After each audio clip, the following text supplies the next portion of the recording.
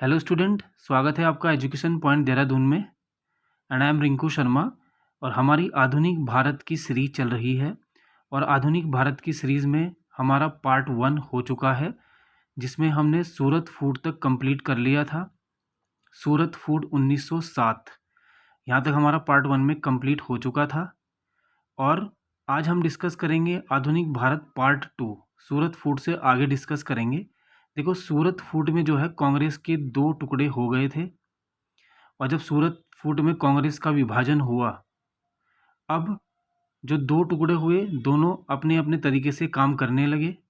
और इससे जो 1907 है और 1916 तक का जो टाइम पीरियड है, 1907 से 1916 तक का जो टाइम पीरियड है, उसमें कोई अच्छा मूवमेंट हो नहीं पाया, छोटी मोटी घटना होती रही। उसके बारे में डिस्कस करेंगे। 1907 से 1916 तक पार्ट 1 हमने कंप्लीट कर लिया था सूरत फूट। आगे डिस्कस करते हैं 1907 से 1916 तक के महत्वपूर्ण प्रश्न। जो पार्ट 1 है उसका लिंक मैं डिस्क्रिप्शन में दे दूंगा, आप वहाँ से नोट कर सकते हैं, देख सकते हैं उसे। तो देखिए 1907 से 1916 तक के महत्वपूर्ण प्रश्न। फर्स्ट पॉइंट देखिए आप, भारतीय इतिहास में 1912 में भारत की राजधानी कलकत्ता से दिल्ली लाई गई। इंपॉर्टेंट क्वेश्चन है कि भारत की जो राजधानी है वो कलकत्ता से दिल्ली कब लाई गई। पहले कलकत्ता थी, उसके बाद दिल्ली कब लाई गई? 1912 में। इंपॉर्टेंट क्वेश्चन है कि भारतीय इतिहास में 1912 में भारत की राजधानी कलकत्ता से दिल्ली लाई गई। सेकंड पॉइंट, गदर पार्टी की स्थापना किसने की? बहुत बार पेपर में आ चुका है कि गदर पार्टी की स्थापना 1913 में लाला हरदयाल ने की। इंपॉर्टेंट क्वेश्चन है, 1913 में लाला हरदयाल। मार्ले मिंटो सुधार अधिनियम 1909 में पास हुआ। देखो ये बहुत इंपॉर्टेंट है। अधिनियम जो है एक कानून होता था जो अंग्रेज सरकार देती थी, अधिनियम। और मार्ले मिंटो, ये दो हमारे क्या थे, कोई वाइसराय या गवर्नर जनरल। तो मार्ले मिंटो सुधार अधिनियम इन्होंने पास किया 1909 में।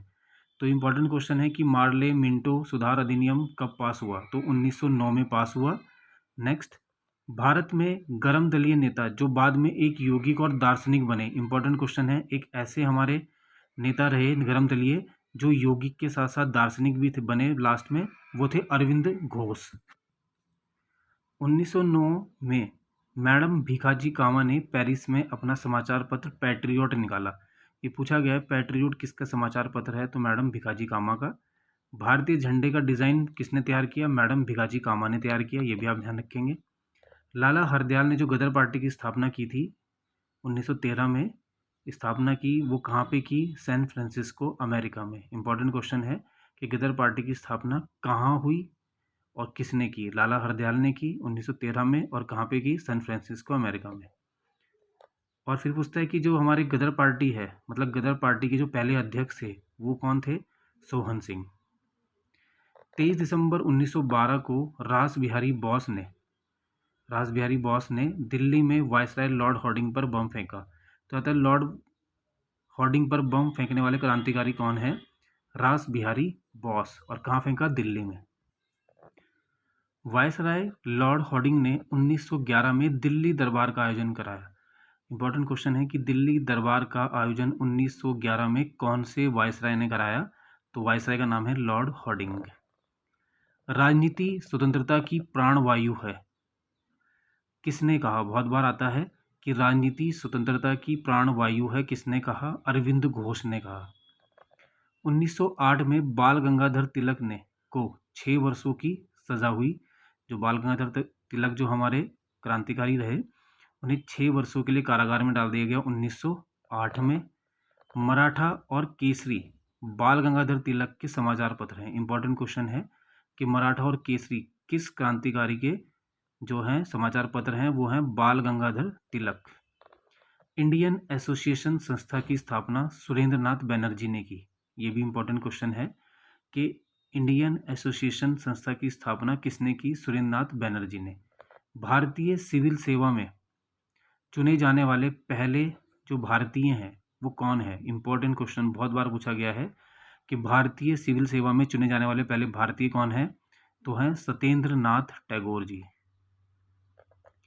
हर्मिट ऑफ शिमला, मतलब शिमला का साधु किसको कहते हैं? तो हर्मिट ऑफ शिमला कहते हैं ए.ओ. ह्यूम को, याद रखेंगे। कि शिमला का साधु, हर्मिट ऑफ शिमला, किसको कहते हैं? A.O. हयूम को। भारत के ओल्ड मैन ऑफ इंडिया दादा भाई नौरोजी, इंपॉर्टेंट क्वेश्चन है कि ओल्ड मैन ऑफ इंडिया किसे कहा गया है? वो है दादा भाई नौरोजी। ब्रिटिश संसद में निर्वाचित होने वाले पहले भारतीय भी दादा भाई नौरोजी ही हैं। बहुत इंपॉर्टेंट क्वेश्चन है कि ब्रिटिश संसद में निर्वाचित होने वाले पहले भारतीय कौन है? Dadabhai Naoroji. British House of Commons का चुनाव लड़ने वाले पहले भारतीय दादा भाई नौरोजी हैं, ये भी आप ध्यान रखेंगे। गीता रहस्य, बहुत बार इंपॉर्टेंट क्वेश्चन है ये कि गीता रहस्य नामक पुस्तक किसकी है? बाल गंगाधर तिलक की है गीता रहस्य। बहुत बार पेपर में पूछा गया है कि गीता रहस्य नामक पुस्तक किसने लिखी? तो बाल गंगाधर तिलक ने। तो ये कुछ हमारे इंपॉर्टेंट क्वेश्चन थे, ये आपने पढ़े। अब हम अपने टॉपिक पे चलते हैं। सूरत फूट के बाद जो हमारा अगला टॉपिक आता है, लखनऊ समझौता 1916। लखनऊ समझौता 1916, ये डायरेक्ट क्वेश्चन भी आता है कि लखनऊ समझौता कब हुआ? 1916 में। कांग्रेस का वार्षिक अधिवेशन 1916 में लखनऊ में हुआ, जिसको लखनऊ समझौता कहा गया। तो ये लखनऊ समझौता क्या है? एक अधिवेशन है। लखनऊ समझौते में कांग्रेस के दोनों दल और मुस्लिम लीग एकत्रित हो गए। इंपॉर्टेंट है, देखो नाम ही लग रहा है लखनऊ समझौता। तो लखनऊ समझौता किस किस के बीच हो रहा है? जो कांग्रेस का जो फूट हुई थी उनके दोनों दल और मुस्लिम लीग के बीच समझौता हुआ, जिसे लखनऊ समझौते के नाम से जाना गया। कांग्रेस के दोनों दल, उदारवादी और उग्रवादी को मिलाने में सबसे ज़्यादा जो इम्पोर्टेंट हाथ रहा वो है बाल गंगाधर तिलक और एनी बेसेंट का। मुख्य भूमिका इन्होंने निभाई। इंपॉर्टेंट क्वेश्चन है कि लखनऊ समझौते में सबसे इम्पोर्टेंट जो भूमिका है वो किसकी है? बाल गंगाधर तिलक और एनी बेसेंट की।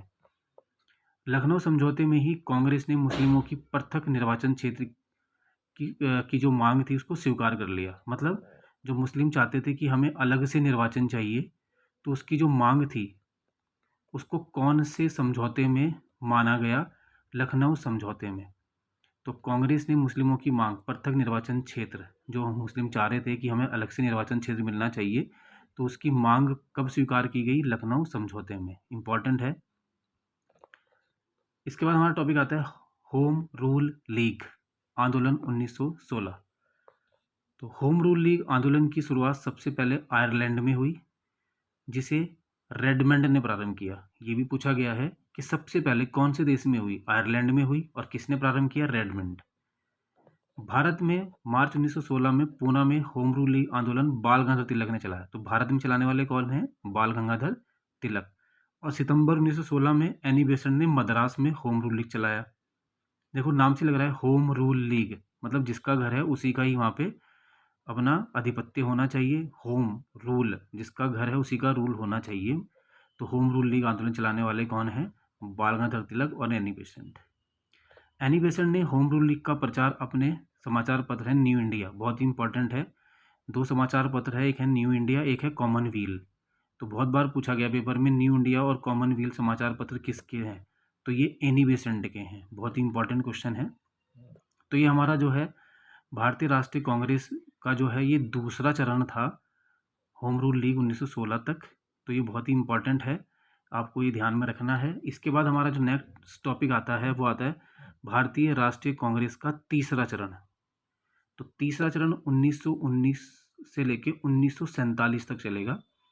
ये सब कुछ जो है तीसरा चरण जो है गांधीवादी चरण भी इसको कहा गया है। इसमें गांधी जी ने सबसे ज़्यादा भूमिका निभाई, इंपॉर्टेंट भूमिका निभाई, इसलिए इसको गांधीवादी युग भी कहते हैं। तो बहुत ही इंपॉर्टेंट है। तो दो चरण हमने पढ़ लिए। आज हम अब कर रहे हैं आगे तीसरा चरण। तो तीसरा चरण का जो टाइम पीरियड है वो है 1919 से 1947 तक पढ़ेंगे। तो उसमें पॉइंट देखिए, पहला कांग्रेस के इस चरण को गांधीवादी चरण भी कहते हैं। जैसे कि मैंने आपको बता ही दिया कि गांधीवादी, क्योंकि सबसे ज़्यादा इंपॉर्टेंट इसमें गांधी जी रहे, इसलिए इसको गांधीवादी चरण भी कहा गया। गांधी जी ने अपनी वकालत इंग्लैंड से पास की। इंपॉर्टेंट है कि गांधी जी ने अपनी वकालत कहाँ से की? इंग्लैंड से की।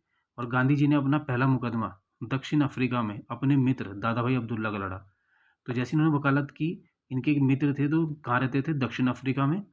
तो उनका मुकदमा लड़ने ही सबसे पहले दक्षिण अफ्रीका चले गए। तो पूछा गया है कि गांधी जी दक्षिण अफ्रीका में किसका मुकदमा लड़ने गए? तो अपने मित्र थे दादा भाई अब्दुल्ला जी का। तो ये हमारा भारतीय राष्ट्रीय कांग्रेस का तीसरा चरण स्टार्ट हो गया है। गांधी जी का जो राजनीतिक जीवन है वो दक्षिण अफ्रीका से आरंभ हुआ। इम्पोर्टेंट है कि गांधी जी का राजनीतिक जीवन कहाँ से प्रारंभ होता है? दक्षिण अफ्रीका से। गांधी जी रंग भेद के विरोध में अपना पहला सत्याग्रह अफ्रीका में किया। इम्पोर्टेंट है, जब गांधी जी दक्षिण अफ्रीका गए तो वहाँ पे गोरा काला करके एक जो गोरा काला की जो है भेद बहुत ज़्यादा चला हुआ था, तो उसके लिए उन्होंने अपना जो मुकदमा है, मतलब जो अपना सत्याग्रह है, अपना पहला सत्याग्रह किया रंग भेद के विरोध में। कहाँ पे? दक्षिण अफ्रीका में। तो इम्पोर्टेंट क्वेश्चन है, गांधी जी ने रंग भेद के विरोध में अपना पहला सत्याग्रह कहाँ किया? अफ्रीका में किया। गांधी जी ने 1906 में दक्षिण अफ्रीका में अपना पहला समाचार पत्र इंडियन ओपिनियन निकाला। बहुत बार पेपर में पूछा गया है। इंडियन ओपिनियन किसका समाचार पत्र है? गांधी जी का है। 1906 में कहाँ पे स्टार्ट किया उन्होंने? दक्षिण अफ्रीका में। 1914 में प्रथम विश्व युद्ध प्रारंभ हुआ और 1915 में गांधी जी भारत आए। देखो 14 में जो है फर्स्ट जो है विश्व युद्ध, जो फर्स्ट वर्ल्ड वॉर है, स्टार्ट हुई 1914 में, और गांधी जी इंडिया पहुंचते हैं 1915 में। दक्षिण अफ्रीका से इंडिया आ गया। दक्षिण अफ्रीका से लौटकर गांधी जी ने गोपाल कृष्ण गोखले को अपना राजनीतिक के गुरु बनाया। इंपॉर्टेंट क्वेश्चन है कि गांधी जी के जो राजनीतिक के गुरु हैं वो कौन है? तो गोपाल कृष्ण गोखले जी हैं। गांधी जी ने प्रथम विश्व युद्ध में युवाओं को अंग्रेज सेना में भर्ती होने का आग्रह किया। जैसे ही इंडिया में गांधी जी आए तो गांधी जी ने जो युवाओं थे उनसे कहा कि आप पहले अंग्रेज सेना में भर्ती हो जाओ, क्योंकि अंग्रेज सेना जो है प्रथम विश्व युद्ध में जो उसकी लड़ाई चल रही है उसमें सहयोग करना है। इसलिए युवाओं से आग्रह किया कि आप अंग्रेजी सेना में भर्ती हो जाओ, जिससे अंग्रेज सरकार खुश हुई और अंग्रेज सरकार ने गांधी जी को केसरी हिंद की उपाधि प्रदान की। तो इम्पोर्टेंट क्वेश्चन है, केसरी हिंद की उपाधि अंग्रेज सरकार ने किसे दी? गांधी जी को दी। और अंग्रेजों ने गांधी जी को भर्ती करने वाला सार्जेंट भी कहा। इंपॉर्टेंट क्वेश्चन है कि भर्ती करने वाला सार्जेंट किसे कहा गया है? गांधी जी को कहा गया है। 1916 में गांधी जी ने अहमदाबाद में साबरमती आश्रम की स्थापना की। ये भी इम्पोर्टेंट क्वेश्चन है कि साबरमती जो आश्रम है उसकी स्थापना गांधी जी ने कहाँ की? अहमदाबाद में। कब की? 1916 में। ये भी आप ध्यान रखेंगे। इसके बाद जो है गांधी जी के आंदोलन स्टार्ट होते हैं यहाँ पे। तो गांधी जी का जो पहला आंदोलन है वो है चंपारण आंदोलन 1917। बहुत ही इंपॉर्टेंट है कि गांधी जी का भारत में पहला आंदोलन कौन सा है? चंपारण। चंपारण गांधी जी का भारत में पहला आंदोलन है। चंपारण बिहार में प्रत्येक किसान को अपनी जमीन के 3/20 भाग में नील की खेती करना अनिवार्य था, जिसे 3 कठिया पद्धति कहते थे। तो अंग्रेजों ने जो है जबरदस्ती किसानों से खेती करा रहे थे, नील की खेती, कि जो भी आपकी ज़मीन है तो उसके 3/20वें भाग में आपको नील की खेती करनी ही पड़ेगी। और इस पद्धति को कहते थे 3 कठिया पद्धति, क्योंकि उस समय जो है भारतीय नील की मांग बहुत ज़्यादा थी यूरोप बाज़ार में। तो ये क्या करते थे? कम दाम में खरीदते थे नील और यूरोप में ले जाके बहुत अधिक दामों में उसे बेच देते थे। तो मतलब ज़बरदस्ती खेती करा रहे थे नील की खेती, जिसको 3/20वें भाग में करना ही होता था, और इसको हम 3 कठिया पद्धति भी कहते थे। इसके बाद जब नील की मांग कम होगी यूरोप बाज़ार में, नील की मांग कम होने पर अंग्रेज़ों ने किसानों से नगद कर वसूलना प्रारंभ कर दिया। मतलब जब नील ख़त्म हो गया बिल्कुल, लोगों ने उसे पसंद नहीं किया, तो अंग्रेज सरकार ने नील की खेती बंद करके कहा कि अब हमें टैक्स चाहिए, नगद टैक्स देंगे, जिसका किसानों ने किया विरोध। चंपारण के किसान नेता थे एक, जिनका था राजकुमार नाम था उनका, ने गांधी जी को चंपारण बुलाया। तो इंपॉर्टेंट क्वेश्चन है, गांधी जी को चंपारण बुलाने वाले नेता कौन थे? राजकुमार जी थे। और गांधी जी ने चंपारण में अपना प्रथम आंदोलन चलाया, जिसे चंपारण आंदोलन कहते हैं। तो इंपॉर्टेंट क्वेश्चन है कि गांधी जी का पहला आंदोलन कौन सा है? चंपारण आंदोलन है, और सफल रहा, क्योंकि जो गांधी जी थे वो तो अंग्रेजों के से मिल के मतलब उनके दोस्त बन गए थे जब आए थे यहाँ पे, और उन्होंने भर्ती भी कराया हमारे युवाओं को। तो गांधी जी और अंग्रेजों में काफ़ी अच्छी थी, तो जिसके कारण गांधी जी को जो है गांधी जी की बात अंग्रेजों ने मानी, और ये जो चंपारण है जहाँ टैक्स वसूल रहे थे इसको समाप्त कर दिया। तो गांधी जी ने चंपारण में अपना प्रथम आंदोलन चलाया, जिसे चंपारण आंदोलन कहते हैं, और ये सफल रहा। दूसरा था अहमदाबाद मिल आंदोलन 1918। अहमदाबाद मिल आंदोलन प्लेग बोनस से संबंधित है। मतलब इम्पॉर्टेंट है कि ये आंदोलन किस संबंधित है? उस समय अहमदाबाद में जो है एक प्लेग महामारी चली थी, चूहों से मरने वाली, तो उससे संबंधित है। तो बोनस दे रही थी कंपनियां मजदूरों को, तो जो बोनस है ये उससे संबंधित एक क्या है? आंदोलन है। इस आंदोलन में गांधी जी ने भारत में पहली बार भूख हड़ताल की। तो गांधी जी देखो, पहले इंपॉर्टेंट क्वेश्चन है कि भारत में गांधी जी ने पहली बार भूख हड़ताल कौन से आंदोलन में की? तो अहमदाबाद मिल आंदोलन में की, और जो बोनस से संबंधित है, प्लेग बोनस से। अहमदाबाद मिल आंदोलन में गांधी जी ने मजदूरों को 20% के स्थान पर 35% बोनस दिलवाया। जो 20% मिल रहा था तो गांधी जी ने उसको बढ़वा के 35% करवा दिया। ये भी एक आंदोलन था, अहमदाबाद मिल आंदोलन।